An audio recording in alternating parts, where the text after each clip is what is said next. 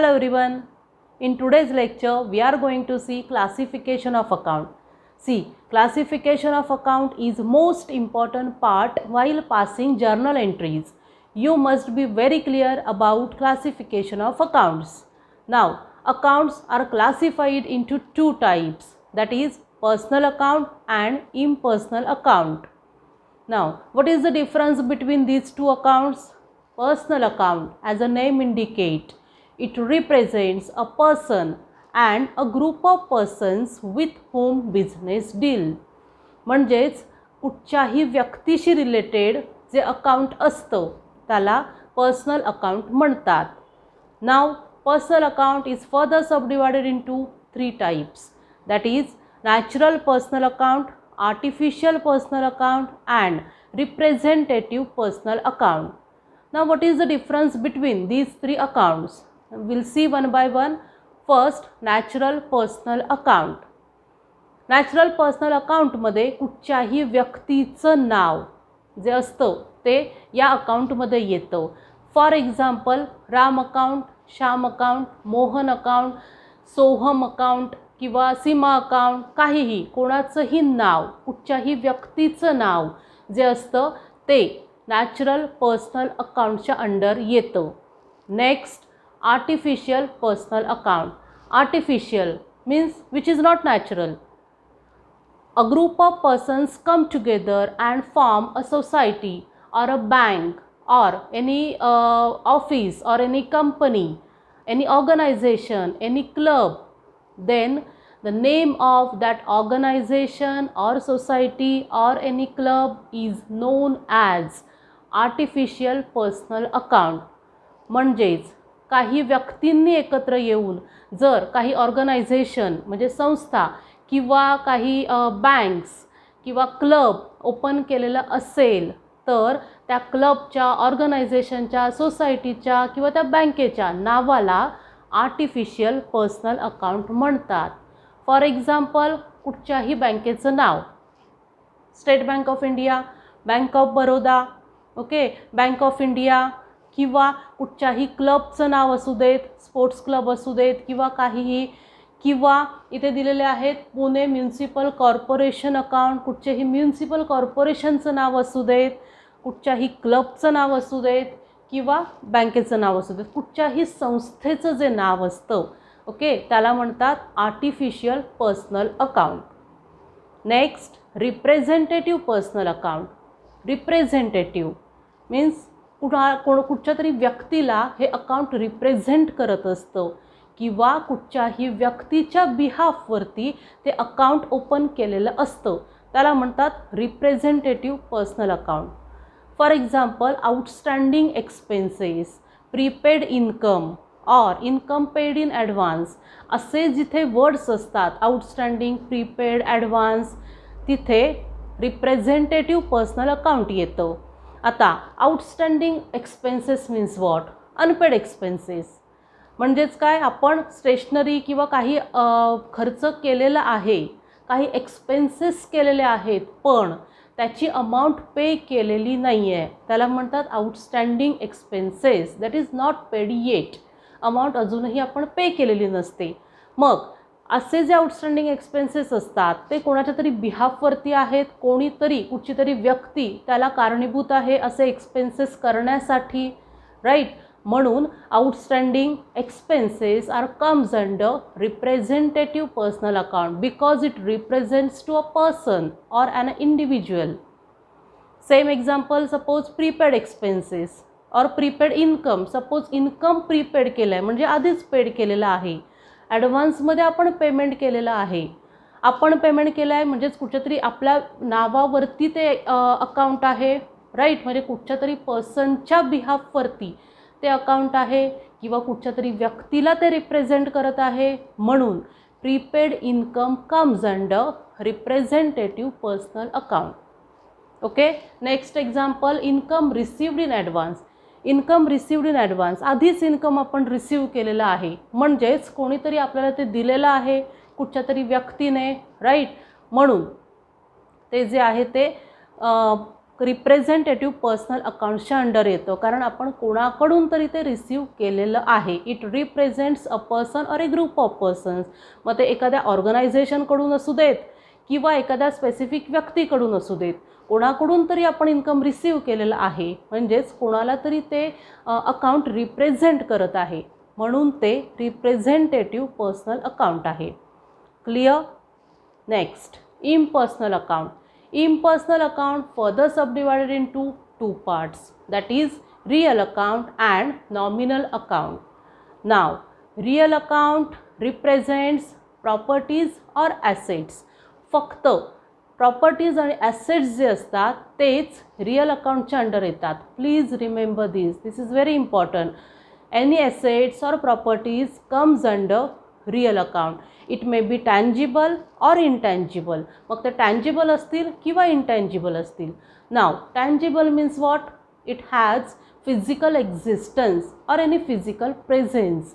म्हणजेच tangible assets means असे assets जे आपल्याला दिसतात, आपण त्यांना टच करू शकतो किंवा आपल्याला ते जाणवतात, काही त्यांना फिजिकल एक्झिस्टन्स असतो, त्याला म्हणतात tangible assets. For example land and building, plant and machinery, computer, cash जे आपल्याला दिसत असतात, राईट, म्हणून त्याला टँजिबल ॲसेट्स म्हणतात. Now intangible assets. Intangible means which doesn't have any physical existence और एनी फिजिकल प्रेझेन्स. ओके, ज्याला काहीच एक्झिस्टन्स नसतो, म्हणजे ते आपल्याला दिसत नसतात, आपल्याला ते जाणवत नसतात, त्याला इनटँजिबल ॲसेट्स म्हणतात. For example goodwill. In earlier lecture itself we have seen what is the meaning of goodwill, how to calculate it, right? So goodwill is an intangible asset. Why? Because we can't see them, we can't touch it or we can't feel it. म्हणजे आपल्याला ते दिसत नाही आहे, आपण त्याला हात लावू शकत नाही आहे किंवा आपल्याला ते जाणवत नाही आहे, राईट, म्हणून ते इंटँजिबल आहे. त्याला काही फिजिकल एक्झिस्टन्स नाही आहे, पण त्याची काहीतरी मॉनिटरी व्हॅल्यू आहे, म्हणून ते इंटँजिबल ॲसेट आहे. Next, patent, copyrights are also are assets because they have some monetary value, right, काहीतरी मॉनिटरी व्हॅल्यू आहे, पैशामध्ये त्याची काहीतरी किंमत आहे, म्हणून ते जे आहेत ते इंटँजिबल ॲसेट्स आहेत. Clear? Next, nominal account. Now nominal account further subdivided into two types, that is expenses and losses account and incomes and gain account. Please remember these four words: expenses, losses, income and gain. Expenses, losses, income, gain she related जे account असतं त्याला nominal account म्हणतात.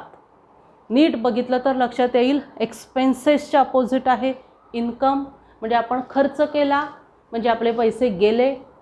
Income म्हणजे आपल्याकडे पैसे आले, right. Losses, you know that, loss झालेला आहे म्हणजे ऑफकोर्स आपले पैसे गेलेले आहेत. Gain, gain means profit, profit झालेला आहे, पैसे आलेले आहेत, राईट. म्हणजेच एक्सपेन्सेस आणि लॉसेस जिथे पैसे जातात ते एका टाईपमध्ये येतात. आणि next income and gain. Income means आपलं इन्कम, रेव्हेन्यू आपला, आणि गेन मीन्स प्रॉफिट, जिथून आपल्याला पैसे मिळतात ते एका टाईपमध्ये येतात, right. So under expenses and losses examples are given, that is stationery account. Stationery म्हणजे आपण काही नोटबुक, बुक्स, इरेझर, वॉटेवर काही स्टेशनरी आयटम्स परचेस केलेले आहेत, म्हणजेच आपला एक्सपेन्स झालेला आहे, खर्च झालेला आहे. Expenses are comes under nominal account. Next, purchase account. Purchase केलं आहे, काहीतरी आपण परचेस केलेलं आहे, कुठचे तरी गुड्स, आणि आपण कॅश दिलेली आहे. जेव्हा आपण गोष्ट परचेस करतो म्हणजे काहीतरी आपल्याकडे येतं तेव्हा आपल्याकडून काहीतरी बाहेर जात असतं, म्हणजे आता इथे कॅश बाहेर जात आहे, म्हणून purchase account is a expense account and it will comes under nominal account.